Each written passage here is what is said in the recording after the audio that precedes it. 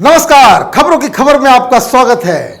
कल तक जो लोग छाती पीट रहे थे, इंटॉलरेंस इंटॉलरेंस चिल्ला रहे थे, आज उनका काला चेहरा बेनकाब हो गया है।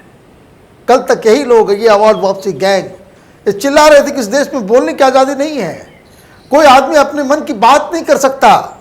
डिबेट और डिस्कशन का पूरा कल्चर देश के अंदर में ख़त्म हो गया है। कोई कुछ बोलता है तो लोग उसको ट्रोलिंग करते हैं। यही लोग, ये लेफ्ट लिबरल कबाल, ये शातिर बेईमान लोग, आज इनका चेहरा पूरी तरीके से आज ये पर्दाफाश हो गया है कि जब इन्होंने कन्नूर में केरल के गवर्नर मोहम्मद आरिफ खान को ही इन्होंने बोलने से रोक दिया, हंगामा किया, स्टेज पे चढ़ के उनके भाषण को बाकायदा डिस्टर्ब किया और ये इतना बड़ा बवाल मचा है। पूरी कहानी क्या है और वो कौन लोग थे, वो नीचे कौन थे, स्टेज पे कौन था और इनका क्या इतिहास रहा है और कैसे यही लोग, ये टुकड़े टुकड़े गैंग के ये जो सरगना लोग जो वहाँ बैठे हुए थे, आज उन्हीं के बारे में खबरों की खबर में हम डिस्कस करने वाले हैं। ये मसला कन्नूर का है जहाँ इंडियन हिस्ट्री कांग्रेस चल रहा था। अब ये हिस्ट्री कांग्रेस भला क्या है, तो ये बेसिकली 1935 में शुरू किया गया था जब अंग्रेज यहाँ पे रूल किया करते थे। तो कुछ इतिहासकारों ने, पुणे से खास करके, इन लोगों ने एक संगठन बनाया कि जो अंग्रेज लोग गलत इतिहास बता रहे हैं वो उनके खिलाफ जो है सही इतिहास ये लिखेंगे। लेकिन धीरे धीरे आज़ादी के बाद से जिस तरीके से यहाँ पे जिन लोगों का इस पर जमावड़ा हो गया, जिन लोगों ने इस पूरे मंच को हाईजैक कर लिया, ये वामपंथी, ये लेफ्ट लिबरल कबाल के लोग, ये टुकड़े टुकड़े गैंग के प्रोफेसर्स, इन लोगों ने, ये वामपंथियों ने इसको जो है वो कैप्चर कर लिया और ये ठीक वही काम करने लग गए जो अंग्रेज किया करते थे। इतिहास को सुधारने के बजाय इतिहास, गलत इतिहास इन्होंने लिखना शुरू कर दिया। सच्चाई बताने के बजाय सच्चाई को ये लोग छुपाने लग गए और उसी को इतिहास बताया। तो कुल मिलाकर के ये वो एक संगठन है, इसका जो पूरा सेंटर है जहाँ से ये पूरा ऑपरेट होता है, ये जेएनयू के हिस्ट्री डिपार्टमेंट से ऑपरेट होता है। एक से एक, जिसको कह सकते हैं टुकड़े टुकड़े गैंग के जो बड़े से बड़े खिलाड़ी जो हैं, पर्दे के पीछे से जो लोगों के दिमाग को करप्ट करते रहते हैं, ये सब उसके ऑफिस बेरर हैं, ये नाम के इतिहासकार हैं। लेकिन ये सब के सब कम्युनिस्ट पार्टी के अलग अलग रंग के जो कम्युनिस्ट पार्टी है, कोई CPI-ML, तो कोई CPI, तो कोई CPM, कोई माओइस्ट, अर्बन नक्सल्स, ये सब उसके कार्ड होल्डर हैं। इसलिए इनको इतिहास कहना जो है वो बेकार है। ये सब के सब पॉलिटिकल एक्टिविस्ट हैं। ये वही लोग हैं जो लोग इलाहाबाद हाई कोर्ट में और सुप्रीम कोर्ट में गवाह बनकर के गए थे। ये देश को धोखा दिया था कि बाबरी मस्जिद के नीचे कोई मंदिर नहीं है, बाबरी मस्जिद किसी मंदिर को तोड़ के नहीं बनाई गई, जहां उनको जो है वो सुप्रीम कोर्ट और हाई कोर्ट से जो है जब इनको लताड़ पड़ी थी। ये लोग एक्टिविस्ट हैं, सिग्नेचर कैंपेन करते हैं, इंटॉलरेंस और तो कभी अवार्ड वापसी, ये सब पूरा गैंग है। तो ये कांग्रेस, ये उनका 80th सेशन चल रहा था। देश भर से लोग आए थे कहने के लिए, लेकिन देश भर से वो कौन लोग आते हैं जाते हैं, तो हिस्ट्री के स्टूडेंट्स होते हैं, प्रोफेसर होते हैं। लेकिन अगर इसको डिफाइन कर दें तो इसमें बेसिकली ये JNU, DU, जामिया, अलीगढ़, इस तरह के जो है सवालों को घेरे में रहने वाले जो हिस्ट्री के प्रोफेसर्स और उसके डिपार्टमेंट के बेचारे स्टूडेंट्स नहीं जाएंगे तो उनका नंबर काट लिया जाएगा। तो ये लोग वहाँ पहुँचे।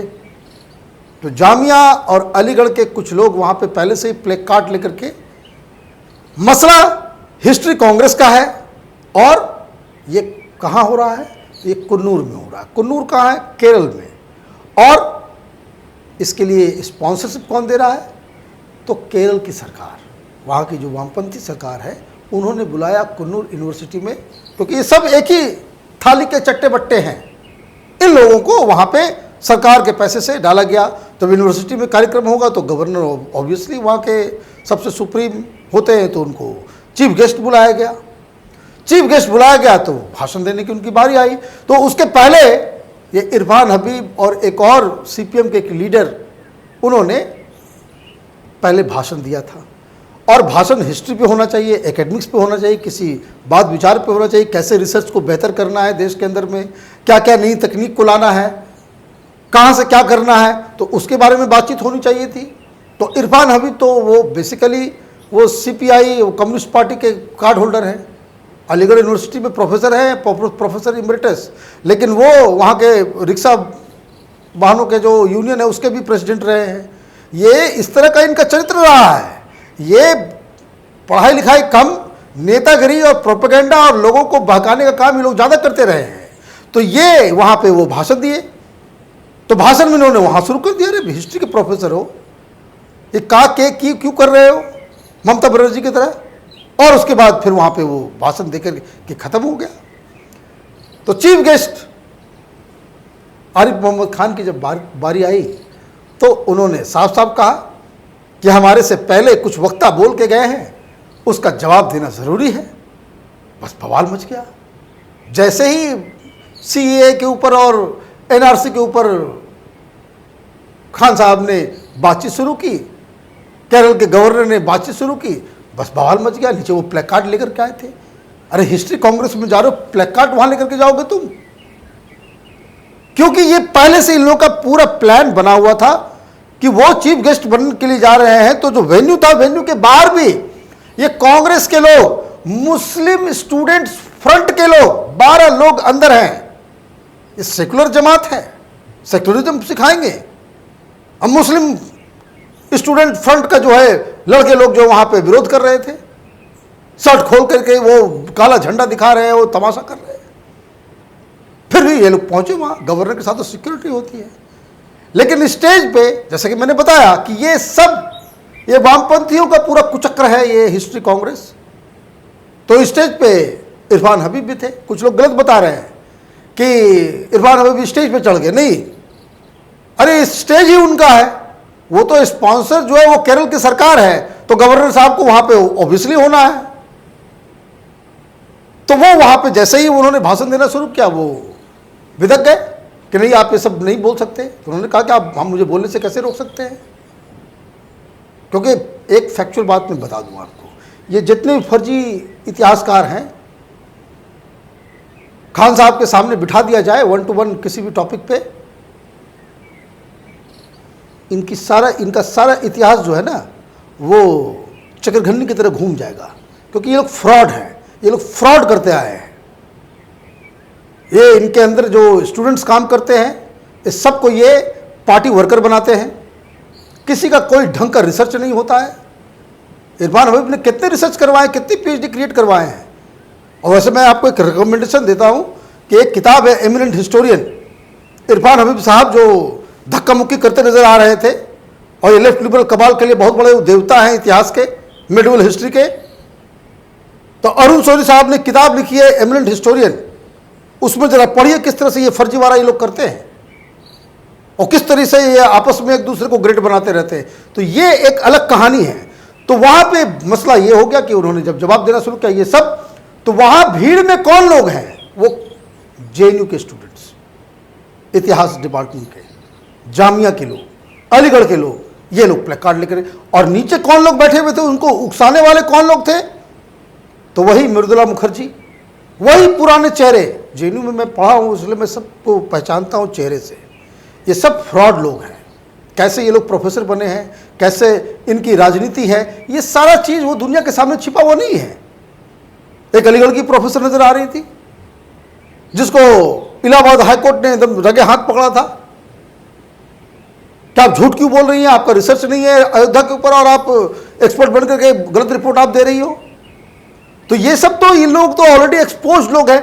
लेकिन इंडियन हिस्ट्री कांग्रेस जो है इनकी तो बपौती है। इनको लगता है कि इतिहास जो है वो आजकल बहुत एक ये लेफ्ट लिबरल कबाल वाले जो है वो राहत इंदौरी के पोएम को जो है वो सुनाते रहते हैं कि देश तुम्हारे बाप का नहीं है तो इतिहास तुम्हारे बाप का है, आपने सब कुछ उसको ये कर लिया है। और कुन्नूर में ही ऐसा क्यों हुआ? कुन्नूर के बारे में मैं आपको बता दूं एक बात और। कुन्नूर केरल का वो इलाका है जहां वामपंथियों का दहशत है। वहां पे सबसे ज़्यादा आप सुनते होंगे कि भाई आरएसएस के लोगों को, एबीवीपी के लोगों को, बीजेपी के कार्यकर्ताओं को मारा जाता है। तो कुन्नूर जो है वो मर्डर कैपिटल है, ये वामपंथियों के वॉयलेंस का वो कैपिटल है। सबसे ज़्यादा वॉयलेंस वहाँ पे जो है वामपंथी वो करते, तो सेफ एंड सिक्योर जगह पे ये लोग कर रहे थे। और जब सवाल जवाब, अब मैं ये जो बहुत सारे लोग आजकल नए नए बहुत सारे प्याज खाने वाले लोग जो है सोशल मीडिया पे एक्टिविस्ट बन के सामने आ गए हैं, जैसे अनुराग कश्यप जैसे लोग, उनसे मैं पूछना चाहता हूँ कि बहस के लिए आपको एक ट्वीट करना चाहिए? अगर सीए के ऊपर अभी बहस करना है तो आरिफ मोहम्मद खान साहब के साथ आप बहस कर लिए होते, उनको बोले तो दिया होता। तो ये बेसिकली वामपंथियों का चरित्र है। जहां ये कमजोर होते हैं ये डेमोक्रेसी डेमोक्रेसी चिल्लाएंगे, राइट्स, ह्यूमन राइट्स, तो फ्रीडम ऑफ एक्सप्रेशन और सारी चीज़ें करेंगे। और जहां इनकी मेजॉरिटी होती है तो सबसे ज़्यादा ऑथोरिटेरियन बिहेवियर इन्हीं का होता है। ये चरित्र सिर्फ हिंदुस्तान में नहीं है, पूरी दुनिया में, पूरी दुनिया में। ये जो आज़ादी का नारा लगाता है ना ये सब फर्जी लोग, ये आज़ादी वो आज़ादी नहीं है, ये बेसिकली इनको अपने मन से सब कुछ करना होता है। तो पुलिस बहुत सारे लोगों को पकड़ के ले गई, तो अब ये लोगों के पास जवाब नहीं है। अब प्रॉब्लम क्या हो गया है, मैं आपको एक चीज़ और बता दूं कि अगर ये 10 साल पहले ये घटना घटी होती तो अभी ये सारे हिंदू अखबार, द एक्सप्रेस, अंग्रेजी अखबार और मीडिया सब लोग कहते कि गवर्नर ने एक एमिनेंट हिस्टोरियन के साथ जो है बदतमीजी की। लेकिन ज़माना तो बदल गया है, हर चीज़ का वीडियो आ जाता है, ऑडियो के साथ है। और उन्होंने क्या कहा, आरिफ मोहम्मद खान साहब स्टेज से वो आज़ाद साहब को वो कोट कर रहे थे, तो जैसे ही वो कोट करना शुरू किया तो उन्होंने कहा कि भाई कि गोडसे को आपको कोट करना चाहिए। कितनी घृणा, ये इनटॉलरेंस का लेवल आप देखिए। ये बर्दाश्त ही नहीं कर पाते हैं कि कोई आरिफ मोहम्मद खान कोई छोटे मोटे इंसान नहीं है, और उनका सेकुलरिज्म, ये पूरे जितने लोग जो ये लेफ्ट लिबरल कबाल जो बैठा हुआ है उनसे कहीं ज़्यादा उनकी क्रेडिबिलिटी है। ये वैसे सेकुलरिस्ट हैं कि जब साहबानों का केस होता है तो ये मुस्लिम पर्सनल लॉ बोर्ड के कट्टरवादियों के पीछे छुप जाते हैं। अभी ट्रिपल तलाक का बिल आ रहा था तो सबसे मुखर होकर के वो बात कर रहे थे, 370 पे उन्होंने बातचीत की। लेकिन ये वही लेफ्ट लिबरल कबाल है जो पीछे बेसिकली मुस्लिम तुष्टीकरण का जो सबसे बड़ी ये जो बीमारी जो हिंदुस्तान में जो शुरू, ये वही लोग हैं। तो जैसे ही इन लोगों को ये लगा कि भाई इनकी तो अब पोल खुल रही है, तो देखिए अब सब लोग चुपचाप बैठ गए हैं। अब ये कई लोग आएंगे कि देखिए गवर्नर की एक अपनी उनकी गरिमा होती है, गवर्नर साहब को इस तरह से नहीं बोलना चाहिए था, और एक पॉइंट वो लोग निकाल लेंगे और उसी के ऊपर वो ये करेंगे। लेकिन जमाना, जैसे मैंने कहा कि अब वो दिन ढल गए कि वामपंथी ये लेफ्ट लिबरल कबाल जो है मीडिया के जरिए लोगों को जो है भ्रमित कर दे, अफवाह फैला करके सच को गलत, गलत को सच बता दे।